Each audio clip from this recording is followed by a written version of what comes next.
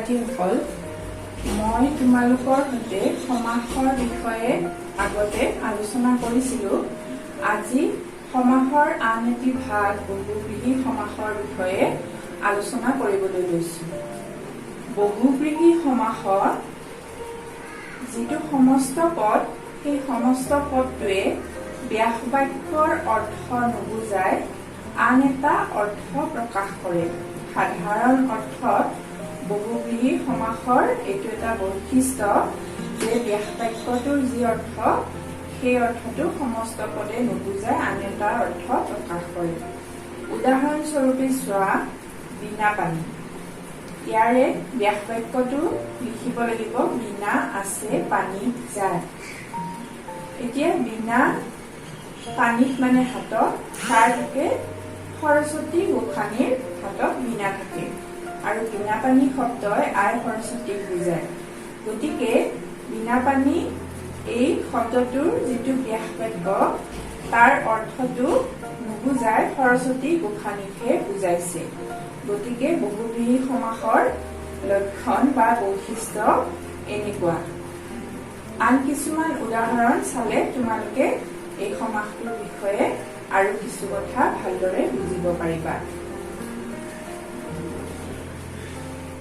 এইবাৰ এই সমাস কেইটালৈ চোৱা। চক্ৰ পানী, চক্ৰ আছে পানীত যায়। পীতাম্বৰ, পীত অম্বৰ যায়। ফুল পানী, ফুল আছে পানীত যায়। এইটো হৈছে সমস্ত পদ আৰু এইবোৰ হৈছে ব্যাস বাক্য।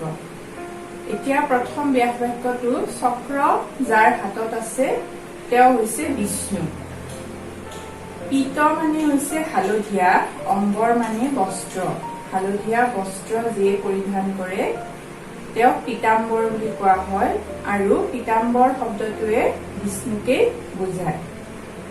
ফুল হৈছে এবিধ অস্ত্ৰ, যি অস্ত্ৰপাত ভগৱান শিৱৰ হাতত থাকে। ফুল আছে পানীত যাৰ, ফুল পানী মহাদেৱৰ আন এটা নাম। গতিকে এই সমস্ত পদবোৰে ব্যাস বাক্যৰ অৰ্থ প্ৰকাশ নকৰি অইন এটা অৰ্থ প্ৰকাশ কৰা দেখা গৈছে। ব্যাস বাক্যত চক্ৰ যাৰ হাতত আছে যিকোনো এজন তেনেকুৱা মানুহক নুবুজাই বিষ্ণুকহে বুজাইছে। ঠিক তেনেকৈ হালধীয়া বস্ত্ৰ পৰিধান কৰা যিকোনো লোকক বুজোৱা নাই, ইয়াতো বিষ্ণুক বুজোৱা হৈছে। আৰু ঠিক তেনেকৈ ফুল নামৰ অস্ত্ৰ, ত্ৰিশূল বুলি যে কোৱা হয়, তিনিপাত ফুলৰ সমাহাৰ ত্ৰিশূল হাতত লৈ থাকে কাৰণে মহাদেৱৰ আন এটা নাম ফুলপানী। গতিকে এই ব্যাস বাক্যবোৰৰ অৰ্থটো আৰু ইয়াৰ অৰ্থটো ভিন্ন হৈছে। এই সমস্ত পদবোৰে বিশেষ এগৰাকী বা বিশেষ একোগৰাকী ব্যক্তিকহে বুজাইছে। এই উদাহৰণবিলাক বহুব্ৰীহি সমাসৰ উদাহৰণ। আন কিছুমান উদাহৰণ চাবা। এইবাৰ এই উদাহৰণ কেইটা চোৱা। বেজী মোৱা, পোক মোৱা, নাও পেটা। বেজীৰ দৰে মুখ যাৰ, বেজী মোৱা। পূবফালে মুখ কৰি যি পোক মোৱা, নাৱৰ দৰে পেট যাৰ, নাও পেটা। ইয়াতে বেজীৰ দৰে মুখ মানে বেজীটোৰ নিচিনা আকৃতি বুলি কৈছে, জোঙা আকৃতি। পূবফালে, পূব দিশৰ ফালে যি মুখ কৰি থাকে, পোক-মোৱা ঘৰ, এনেকুৱা ধৰণৰ অৰ্থ প্ৰকাশ কৰে। নাৱৰ দৰে পেট যাৰ, নাওখনৰ নিচিনা আকৃতিৰহে পেটটো মানুহজনৰ। গতিকে এইবোৰো বহুব্ৰীহি সমাসৰ উদাহৰণ। আন কিছুমান আছে তেনেকুৱা উদাহৰণ, তোমালোকে ব্যাকৰণৰ কিতাপত চালে পাবা। এনেকুৱা আন কিছুমান উদাহৰণ হ'ব পাৰে যে নিউলমোৱা, শূৰ্পনখা। শূৰ্প মানে কোলা, কোলাৰ দৰে নখ যাৰ, সেইগৰাকী হৈছে শূৰ্পনখা। বাঘনেজীয়া, বাঘৰ নিচিনা নেজ যাৰ। বান্দৰমোৱা, বান্দৰৰ দৰে মুখ যাৰ। ঢেকীয়াপতীয়া, ঢেকীয়া পাতৰ দৰে আঁচ আছে যাৰ সি। এইটো এবিধ বিশেষ প্ৰজাতিৰ বাঘক বুজায়। নাহৰ ফুটুকী, নাহৰ ফুলৰ দৰে ফুট আছে যাৰ সি নাহৰ ফুটুকী। শহাকনীয়া, শহাৰ দৰে কাণ সজাগ যাৰ, সি হৈছে শহাকনীয়া। এই ধৰণৰ যিবিলাক সমাস, এইবিলাক হৈছে বহুব্ৰীহি সমাসৰ উদাহৰণ। এইবাৰ এই উদাহৰণ কেইটালৈ চোৱা। সহোদৰ, সবান্ধৱ, সপত্নী এইকেইটাও বহুব্ৰীহি সমাসৰ উদাহৰণ। সহোদৰ মানে আমি ব্যাস বাক্য লিখিব লাগিব একে উদৰত জন্ম যায়। সবান্ধৱ বুলি ক'লে বন্ধুৰে সৈতে, আৰু সপত্নী বুলি ক'লে পত্নীৰে সৈতে। এতিয়া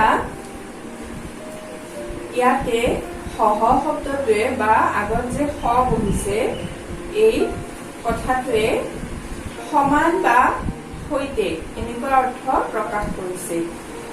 এনেকুৱা অৰ্থ প্ৰকাশক এই শব্দবিলাকো বহুব্ৰীহি সমাসৰ একোটা উদাহৰণ। যেনেকে আমি কওঁ আদৰ সাদৰ, সাদৰ মানে হ'ল আদৰৰে সৈতে। গতিকে এনেকুৱা শব্দবোৰ বহুব্ৰীহি সমাস বুলি আমি মনত ৰাখিব লাগিব। এইবাৰ ব্যতিহাৰ বহুব্ৰীহি বুলি বহুব্ৰীহি সমাসৰ এটা ভাগৰ বিষয়ে আমি আলোচনা কৰোঁ।